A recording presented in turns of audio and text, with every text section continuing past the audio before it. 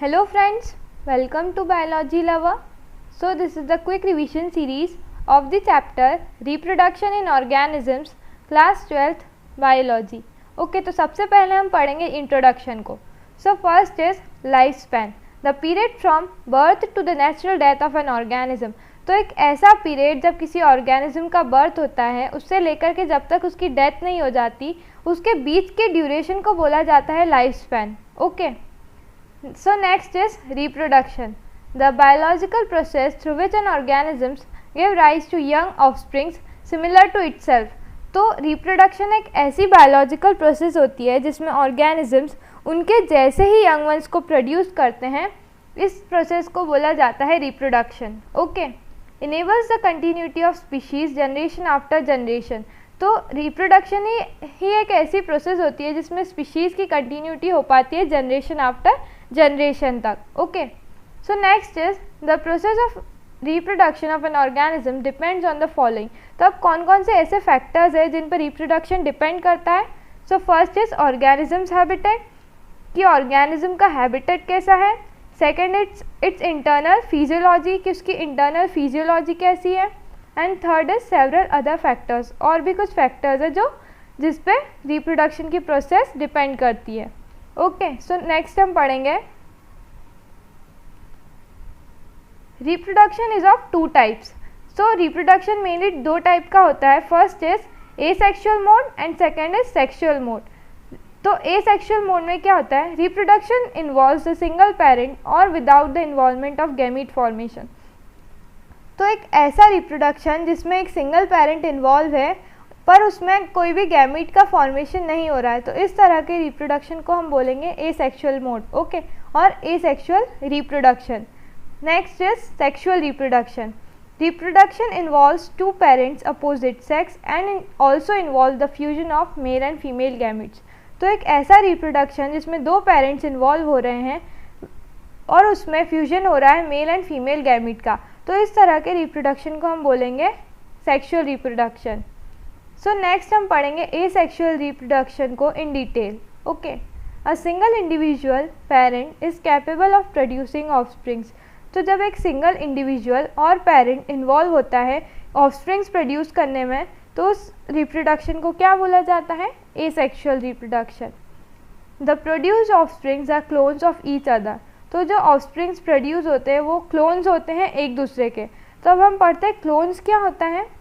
Clones the organisms which are morphologically and genetically similar. तो ऐसे organism जो morphologically मतलब जिनका स्ट्रक्चर्स भी सिमिलर होता है, जेनेटिकली मतलब कि जीन्स जो उनके अंदर प्रेजेंट है वो भी सिमिलर होते हैं. ओके. तो ऐसे ऑर्गेनिजम्स जिनका स्ट्रक्चर भी सेम होता है और जीन्स भी सेम होता है उनके पेरेंट्स से, means that they are identically similar to their parents. Okay. So next is modes of asexual reproduction. तो अब हम पढ़ेंगे modes of asexual reproduction को. ओके. जिसमें पहला आता है बाइनरी फिजन. बाइनरी फिजन क्या होता है, in this process the cell divides into halves and each half develops into adult. तो एक ऐसी प्रोसेस होती है जिसमें सेल डिवाइड होता है दो हाफ्स में.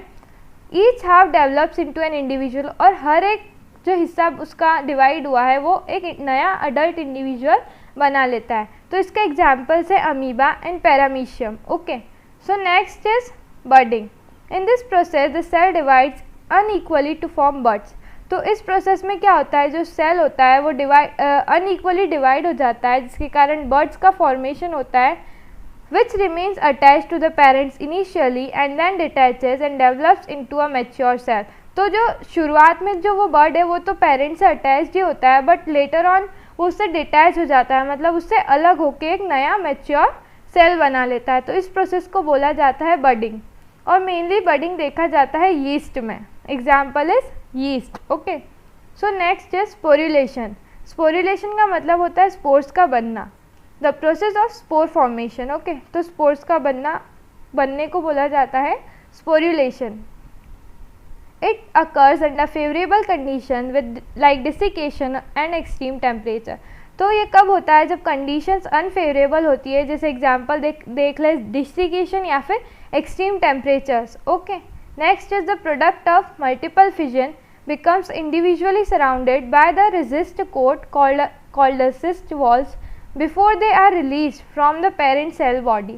तो जब जो मल्टीपल फिजन का प्रोडक्ट होता है बिकम इंडिविजुअली सराउंडेड, तो उसके आसपास एक रेजिस्टेंट कोट डेवलप हो जाता है जिसे बोला जाता है cyst wall before release from the, मतलब उनके पेरेंट से रिलीज होने से पहले ही ये सिस्ट वॉल डेवलप कर लेते हैं. Okay, so next is the spores remain inactive during the unfavorable condition and upon arrival of favorable condition the cyst hatches and develops into an adult. तो spores जब inactive होते हैं जब unfavorable conditions होती है और जैसे ही favorable conditions आ जाती है तो वो cyst क्या करते हैं, hatch हो जाते हैं और एक नया individual और adult बना लेते हैं.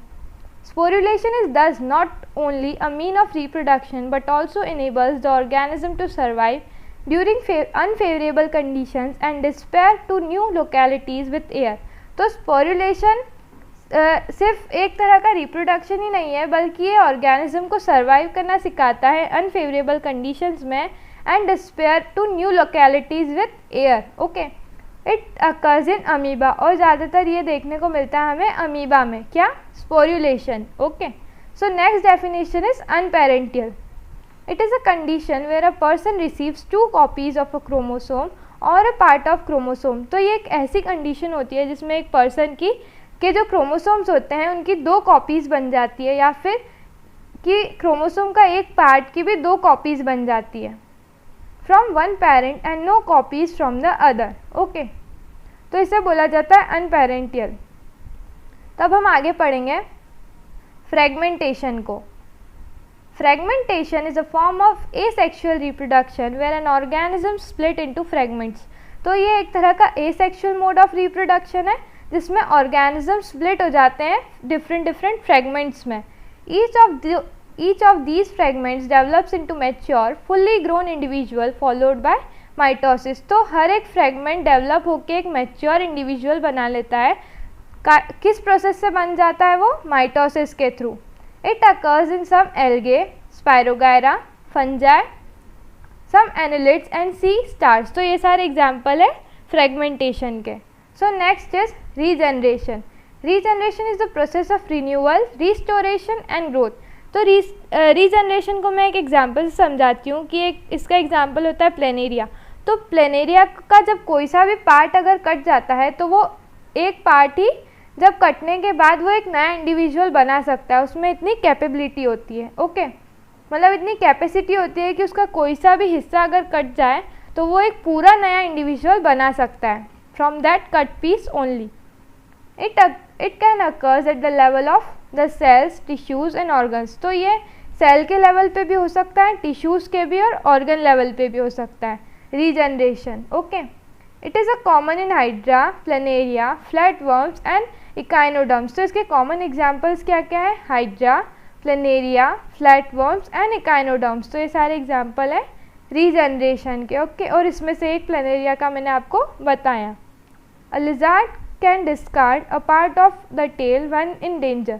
तो लिजार्ड में ऐसी कैपेसिटी होती है कि उसकी अगर टेल कट जाती है कोई सी भी डेंजर कंडीशन में and the tail can regenerate later. तो वो फिर से एक नई टेल उग जाती है. जब उसकी टेल कट जाती है उसके बाद वो नई टेल भी उगा सकती है. In human too the liver can regenerate its parts its partial damage. Okay, if partially damage. तो ह्यूमन्स में भी एक ऐसी कैपेसिटी होती है लंग्स में कि वो उसका कोई सा भी पार्ट अगर डैमेज हो गया है तो उसे रीजनरेट कर सके. ओके, अब हम पढ़ेंगे स्पेशलाइज स्ट्रक्चर्स के बारे में. So what are the specialise structure? First is zoospores. Example chlamydomonas. Zoospores हमें देखने को मिलते हैं क्लेमाइडोमोनास में. ओके, कोनिडिया हमें देखने को मिलता है पेनिसिलियम में. Buds in hydra and gemmules in example gemmules only. Okay, so next is vegetative reproduction. अब वेजिटेटिव रिप्रोडक्शन क्या होता है इसे मैं जूम करके बताती हूँ. तो जो वेजिटेटिव रिप्रोडक्शन है वो हमें देखने को मिलता है मेनली प्लांट्स में. तो ये एक तरह का एसेक्सुअल रिप्रोडक्शन है जिसमें जो प्लांट ग्रो होता है उसका अगर कोई सा भी फ्रेगमेंट से अगर एक नया प्लांट बन सकता है तो उस प्रोसेस को बोला जाता है वेजिटेटिव रिप्रोडक्शन। ओके, तो ये इसके एग्जांपल्स है आइज इन ट्यूबर पोटैटो। तो जो पोटैटो में जो हमें दिखती है आइज, उससे पूरा नया पोटैटो का प्लांट हम जनरेट कर सकते हैं। Okay, next is rhizome in ginger, bulbil in agave, leaf buds in bryophyllum, offset in water hyacinths, runners in gladiolus, suckers in potato, bulb in onion। Okay, तो ये सारे एग्जाम्पल्स है vegetative reproduction के। Then next हम पढ़ेंगे water हाइसिन। Water हाइसिन क्या होता है? One of the most invasive weed. Invasive weed का मतलब होता है कि इन्वेसिव का मतलब तो होता है कि जो बहुत ही ज़्यादा फास्टली ग्रो करते हैं, और वीड्स हमें पता ही है कि जो अनवांटेड प्लांट्स होते हैं उन्हें हम बोलते हैं वीड्स। तो ऐसे अनवांटेड प्लांट्स जो बहुत ही फास्ट ग्रो करते हैं उन्हें बोलते हैं invasive weeds, found growing wherever there is standing water. तो हमें कहाँ देखने को मिलते हैं? स्टैंडिंग वाटर में। स्टैंडिंग वाटर का मतलब ये है कि जो रुका हुआ पानी होता है उसे बोला जाता है standing water. Okay, it drains oxygen from the water. तो जितना भी ऑक्सीजन प्रेजेंट है वाटर में वो उसे ले लेता है, which leads to the death of fishes. Obviously अगर वाटर के अंदर ऑक्सीजन ही नहीं होगी तो फिशेस सर्वाइव नहीं कर पाएगी, तो एज ए रिजल्ट जितनी भी फिशेज हैं उनकी डेथ हो जाती है। It is also referred to as terror of Bengal. तो इसे क्या बोला जाता है? टेरर ऑफ बंगाल भी बोला जाता है। सो नेक्स्ट हम पढ़ेंगे सेक्सुअल रिप्रोडक्शन को डिटेल में। Phases of growth. तो इसमें 3 फेजेस होती है ग्रोथ की। First is juvenile phase, second is reproductive phase and third is senescence phase. तो what is juvenile phase? Vegetative phase in plants, और इसे बोला जाता है वेजिटेटिव फेज अगर हम प्लांट्स की बात करें तो।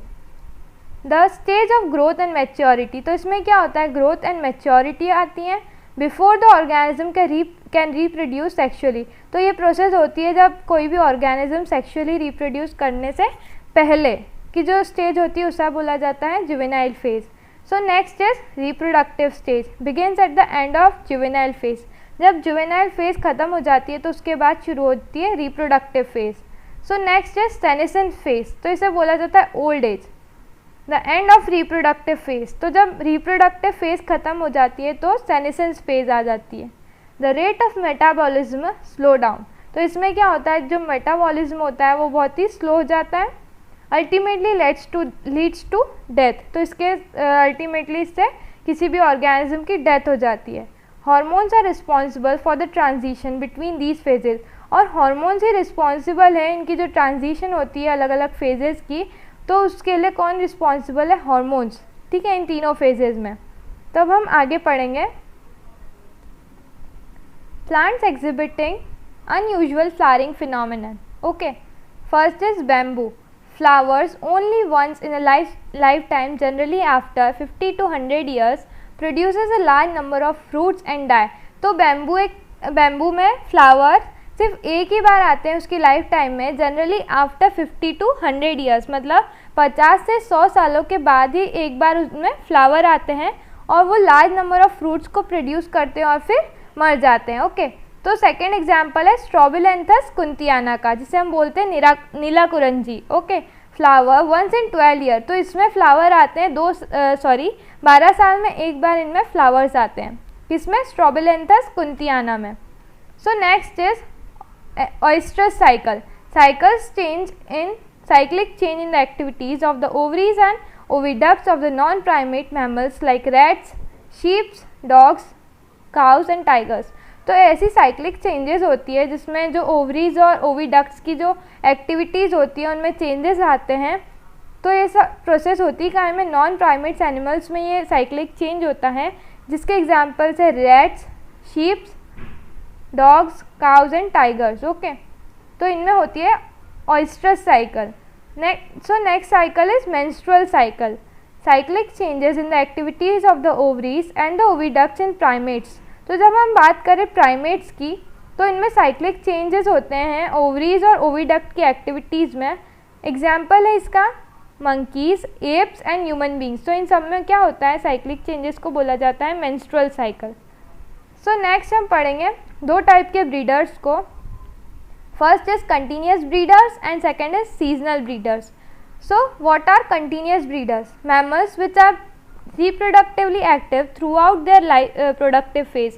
तो ऐसे mammals जो reproductively active होते हैं throughout their reproductive phase, और जो mammals can reproduce only in favorable seasons, और कुछ mammals ऐसे होते हैं जो सिर्फ favorable seasons में ही reproduce करते हैं, इसलिए उन्हें बोला जाता है seasonal breeders. ओके, तो अब हम पढ़ेंगे events of sexual reproduction को. The events of sexual reproduction, though elaborate and complex, follow a regular sequence. तो तीन तरह के इवेंट्स हमें देखने को मिलते हैं सेक्सुअल रिप्रोडक्शन में. First is pre fertilisation, second is fertilisation and third is post fertilisation events. Okay, तो सबसे पहला हम पढ़ेंगे प्री फर्टिलाइजेशन इवेंट को. All the events of sexual reproduction before fusion of gametes. तो इसमें ऐसी इवेंट्स, ये एक ऐसी इवेंट है सेक्सुअल रिप्रोडक्शन की जो फ्यूजन ऑफ गैमीट्स से पहले होती है. Okay, the two main events are, तो इसमें भी दो तरह की इवेंट होती हैं प्री फर्टिलाइजेशन इवेंट्स के अंदर. First is gametogenesis and second is gamete transfer. तो अब हम इन दोनों को डिटेल में पढ़ेंगे. So first one is gametogenesis. Gametogenesis क्या होता है? The process of formation of gametes male and female. तो इसमें गैमीट्स का फॉर्मेशन होता है जिसमें एक गैमीट होता है मेल गैमीट एंड सेकेंड होता है female gamete. Okay, male gamete को जनरली बोला जाता है स्पर्म और फीमेल गैमीट को बोला जाता है ovum. Gametes are haploid. Gametes generally कैसे होते हैं? हैप्लॉइड होते हैं, जिसका मतलब होता है कि जिनमें n number of chromosomes present है. सो नेक्स्ट हम पढ़ेंगे होमोगैमीट्स एंड हेटेरोगैमीट्स. तो होमोगैमीट्स को बोला जाता है isogametes. Male and female gametes are similar in appearance. जब जो मेल गैमीट और फीमेल गैमीट है वो दिखने में बिल्कुल एक जैसे होते हैं, तो इस तरह के गैमीट्स को बोला जाता है होमोगैमीट्स या फिर आइसोगैमीट्स. इसका एग्जांपल है एल्गे. इसमें दोनों ही male and female gametes similar appearance के होते हैं.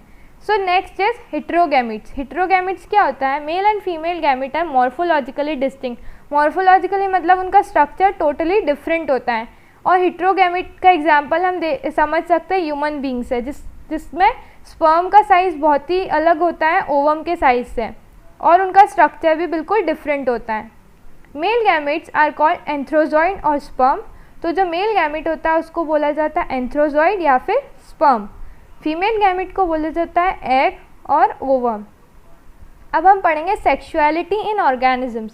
First is bisexual organisms with both male and female reproductive structure. तो ऐसे ऑर्गेनिज्म जिनमें मेल और फीमेल रिप्रोडक्टिव स्ट्रक्चर्स दोनों प्रेजेंट होते हैं एक ही इंडिविजुअल में, तो उसे बोला जाता है बायसेक्सुअल ऑर्गेनिजम्स. ओके, इसका एग्जांपल हम देख सकते हैं अर्थवर्म. अर्थवर्म एक बायसेक्सुअल एनिमल है. So next is unisexual organism with either mail and female reproductive structure. तो ऐसे ऑर्गेनिज्म जिनमें या तो मेल गैमीट प्रेजेंट होगा या फिर फीमेल गैमीट प्रेजेंट होगा. ओके, तो दोनों रिप्रोडक्टिव स्ट्रक्चर अलग अलग इंडिविजुअल्स में जब प्रेजेंट होते हैं उसे बोला जाता है यूनिसेक्सुअल ऑर्गेनिज्म. तो इसका एग्जांपल है ह्यूमन बींग्स. ओके, और भी बहुत सारे हैं. सो नेक्स्ट हम पढ़ेंगे होमोथेलिक या फिर monoecious bisexual condition of several plants and fungi. तो ये एक ऐसी बाइसेक्सुअल कंडीशन होती है प्लांट्स एंड फंजाई में. तो प्लांट्स में उस कंडीशन को बोला जाता है होमोथेलिक और फंजाई में बोला जाता है मोनोशियस. ओके, इसका एग्जाम्पल है कुकुरबिट एंड कोकोनट. तो इसके दो एग्जाम्पल है कुकुरबिट और coconut. Then next is heterothallic and dioecious. तो unisexual condition in several plants and fungi. तो ये यूनिसेक्सुअल कंडीशन होती है प्लांट्स एंड फंजाई में. तो प्लांट्स में इसे बोला जाता है हेटेरोथेलिक, और अगर बात करें फंजाई की तो उसे बोला जाता है डायोशियस. तो इसके एग्जाम्पल है पपाया एंड डेट पाम. तो ये सारे हेटेरोथेलिक या फिर डायोशियस के एग्जाम्पल्स है. तो अब हम आगे पढ़ेंगे स्टेमिनेट. अब स्टेमिनेट क्या होता है? Staminate unisexual male flower bearing stamen. तो स्टेमिनेट ऑब्वियसली हमें इसके नाम से ही समझ जाना चाहिए कि स्टेमन की बात की गई है, और स्टेमन एक मेल रिप्रोडक्टिव ऑर्गन है. तो यूनिसेक्सुअल मेल फ्लावरिंग बियरिंग स्टेमन.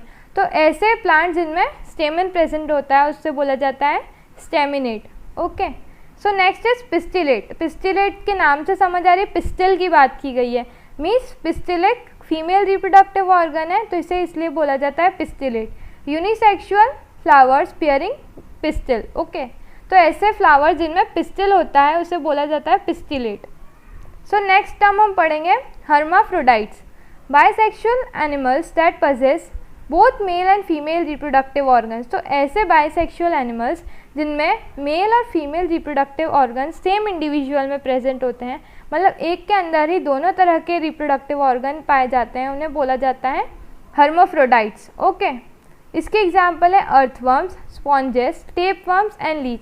जैसे हम बात करें अर्थवर्म्स की, तो अर्थवर्म्स के अंदर ही मेल रिप्रोडक्टिव पार्ट भी होता है और फीमेल रिप्रोडक्टिव पार्ट भी होता है, जिसके और एक दोनों ही एक में प्रेजेंट है, जिसके कारण एक सेक्सुअल रिप्रोडक्शन होता है सेम इंडिविजुअल में ही, ओके। सो नेक्स्ट हम पढ़ेंगे cell division during gamete formation, okay. So gametes क्या है, हेप्लॉइड होते हैं, जैसा कि हमने पहले पढ़ा, मीन्स उनमें n number of chromosomes present होते हैं गैमीट्स में। हेप्लॉइड प्लांट बॉडी, अब हेप्लॉइड प्लांट बॉडी क्या होता है, several organism belonging to Monera, fungi, algae and bryophytes. तो इसमें ऐसे ऑर्गेनिजम्स आते हैं जो कि बिलोंग करते हैं Monera, fungi, algae and bryophytes family से, ओके। तो ऐसे ऑर्गेनिज्म को क्या बोला जाता है, हेप्लॉइड प्लांट बॉडी। इन सब की बॉडी कैसी होती है, हेप्लॉइड होती है। हेप्लॉइड का मतलब होता है जिनमें n number of chromosomes present होते हैं। Next is diploid plant body. Diploid का मतलब होता है जिसमें 2n number of chromosomes present है, okay. Organism belonging to pteridophytes, gymnosperms, angiosperms and most of the animals including human beings. तो इसमें ऐसे ऑर्गेनिजम्स आते हैं like pteridophytes, gymnosperms, angiosperms and animals like human beings. तो ह्यूमन बींग्स भी क्या है, डिप्लॉइड प्लांट बॉडी होती है, जिनके अंदर 46 नंबर ऑफ क्रोमोसोम्स प्रेजेंट होते हैं उनके गैमीट्स में, ओके। पर जब गैमीट्स का डिवीजन होता है तो वो हेप्लॉइड बन जाते हैं, दैट मीन्स 23 हो जाते हैं वो, एंड देन अगेन फ्यूज़ होकर के डिप्लॉइड हो जाते हैं, मीन्स 46 क्रोमोसोम हो जाते हैं फ्यूजन के बाद। सो नेक्स्ट टर्म हम पढ़ेंगे मियोसाइट्स। मियोसाइट्स क्या होता है, gamete mother cells undergoes meiosis to give rise to gametes. तो ये गैमीट मदर सेल्स होते हैं जिनमें मियोसिस होता है, जिससे कि एक नया गैमीट वो बना लेते हैं, ओके। सो नेक्स्ट हम पढ़ेंगे गैमीट ट्रांसफ़र। गैमीट ट्रांसफ़र क्या होता है, for their fusion to take place the gamete need to be transferred. अब अगर फ्यूजन करना है तो गैमीट का ट्रांसफ़र होना बहुत ही ज़रूरी है। In most animals the male gamete is motile. तो जो अधिकतर ऑर्गेनिजम्स होते हैं उनमें जो मेल गैमीट होता है वो मोटाइल होता है, मतलब कि वो मूवेबल होता है, मतलब एक जगह से दूसरी जगह वो जा सकता है। While female gamete are non motile. Non motile मतलब कि वो मूव नहीं कर सकता, मतलब वो स्टेशनरी ही रहता है female gamete, okay. And the male gametes need a medium for their movement. और मेल गैमीट को एक मीडियम चाहिए होता है ताकि वो मूव कर सके। A large number of male gametes do not make it to female gamete, okay. तो इसका मतलब ये है कि जो large number of male gamete है do not make it to the female gamete, मतलब वो फीमेल गैमीट तक पहुँचने में असफल हो जाते हैं। And hence several thousands of male gametes are produced to overcome their losses. तो इसके कारण large number of male gametes produce होते हैं ताकि लॉस ना हो। In angiosperms the pollen grains carry the male gamete and the ovule carry the female gametes. तो angiosperms में क्या होता है, पोलन ग्रेन कैरी करता है मेल गैमेट और वो उस and the ovule carry the female gamete. तो उसके अंदर ओव्यूल्स के अंदर फीमेल गैमेट होता है और मेल गैमेट के अंदर पोलन ग्रेन्स होता है। ये सब हो रहा है एंजियोस्पर्म्स में, okay. Pollen grains are produce in anther. तो जो पोलन ग्रेन्स प्रोड्यूस होते हैं वो ज़्यादातर एंथर के अंदर प्रोड्यूस होते हैं। And need to be transferred to the stigma, और उनका स्टिग्मा तक पहुंचना बहुत ज़रूरी है फॉर फर्टिलाइजेशन टू अकर, ताकि फर्टिलाइजेशन हो सके। This is easy in monoecious plants as both the anther and stigma is present close by. In dioecious plant it take place in pollination. तो ये सब इजी काम है, मोनोशियस प्लांट में बहुत इजी है कि वो anther and stigma is present close, क्योंकि उनके अंदर जो एंथर और स्टिग्मा पास ही प्रेजेंट होते हैं मोनोशियस प्लांट्स पे, तो ये प्रोसेस उनमें इजी होता है। बट जो डायोशियस प्लांट होता है उनमें पॉलिनेशन की प्रोसेस होती है, ओके। सब हम आगे पढ़ेंगे। फर्टिलाइजेशन, सिनगैमी और फर्टिलाइजेशन, मतलब फर्टिलाइजेशन को सिनगैमी भी बोला जाता है। Fusion of male and female gamete, तो इसमें क्या होता है, मेल एंड फीमेल गैमिट का फ्यूजन होता है। जाइगोट, अब नेक्स्ट टर्म हम पढ़ेंगे zygote, diploid cell as a result of syngamy. तो जाइगोट एक डिप्लॉयड सेल होता है जिसमें 2n number of chromosomes present होते हैं और ये सिनगैमी की प्रोसेस के बाद होता है। मतलब मेल और फीमेल गैमिट का सबसे पहले तो फ्यूजन होता है, फ्यूजन होने से जो एक नया सेल बन जाता है जाइगोट, और जाइगोट होता है डिप्लॉयड। ओके, तो नेक्स्ट टर्म पढ़ेंगे parthenogenesis, the formation of new organism by the development of female gamete without fertilisation. तो पार्थेनोजेनेसिस क्या होता है, फॉर्मेशन होता है एक नए ऑर्गेनिज्म का, मतलब बिना फर्टिलाइजेशन के ही एक नया ऑर्गेनिज्म बन जाता है फीमेल गैमिट के डेवलपमेंट से, उसे बोला जाता है पार्थेनोजेनेसिस। जैसा कि आपने लास्ट ईयर पढ़ा होगा पार्थेनोकार्पी के बारे में, तो उसमें हम प्लांट की बात करते हैं, जब बिना फर्टिलाइजेशन के एक नया फ्रूट बन जाता है तो उसे हम बोलेंगे पार्थेनोकार्पी। ओके, और अब इस चैप्टर में हम पढ़ रहे हैं parthenogenesis in organisms such as honeybees, rotifers and turkey. Okay, next is external fertilization and internal fertilization. तो external fertilization क्या होता है, syngamy occurs outside the body of an organism. तो जब syngamy का प्रोसेस, फर्टिलाइजेशन का प्रोसेस जब organism की बॉडी के अंदर होता है तो इस फर्टिलाइजेशन को हम बोलेंगे एक्सटर्नल फर्टिलाइजेशन। ओके, जिसके एग्जाम्पल है एल्गे, फिश एंड एम्फीबियंस। तो इसके एग्जाम्पल्स क्या क्या है, 3 एग्जाम्पल्स है, algae, fish and amphibians. So next is internal fertilisation. अब इंटरनल फर्टिलाइजेशन क्या होता है, syngamy occurring out inside the body of an organism. तो जब सिनगैमी मीन्स फर्टिलाइजेशन अगर बॉडी के अंदर हो रहा है किसी भी ऑर्गेनिज्म के, तो उसे हम बोलेंगे इंटरनल फर्टिलाइजेशन, और अगर बाहर हो रहा है तो उसे हम बोलेंगे एक्सटर्नल फर्टिलाइजेशन। तो इंटरनल फर्टिलाइजेशन के एग्जाम्पल्स है reptiles, birds, mammals and the majority of plants like bryophytes, pteridophytes, gymnosperms and angiosperms. तो ये सारे एग्जाम्पल्स है इंटरनल फर्टिलाइजेशन के। In most terrestrial organism fertilization is internal. तो मोस्ट ऑफ द टेरेस्ट्रियल जो land पे रहने वाले ऑर्गेनिज्म है उनमें फर्टिलाइजेशन ज़्यादातर इंटरनल होता है, मतलब बॉडी के अंदर ही फर्टिलाइजेशन होता है। That is it take place inside the female body. और ये कहाँ होता है, फीमेल बॉडी के अंदर ही फर्टिलाइजेशन होता है टेरेस्ट्रियल ऑर्गेनिजम्स में। इन this process male gamete is motile. इस प्रोसेस में क्या होता है, मेल गैमिट मोटाइल होता है, मतलब कि वो मूव कर सकता है, and reaches the female gamete to fuse with it. और वो फीमेल गैमिट तक पहुँचता है और उसके बाद वो फ्यूज़ हो जाता है, thereby forming a zygote. तो उससे एक नया सेल बन जाता है जिसे बोला जाता है zygote. Male gametes are produced in large number. और जो मेल गैमिट है वो बहुत ही लार्ज नंबर में प्रोड्यूस होते हैं as compared to female gametes.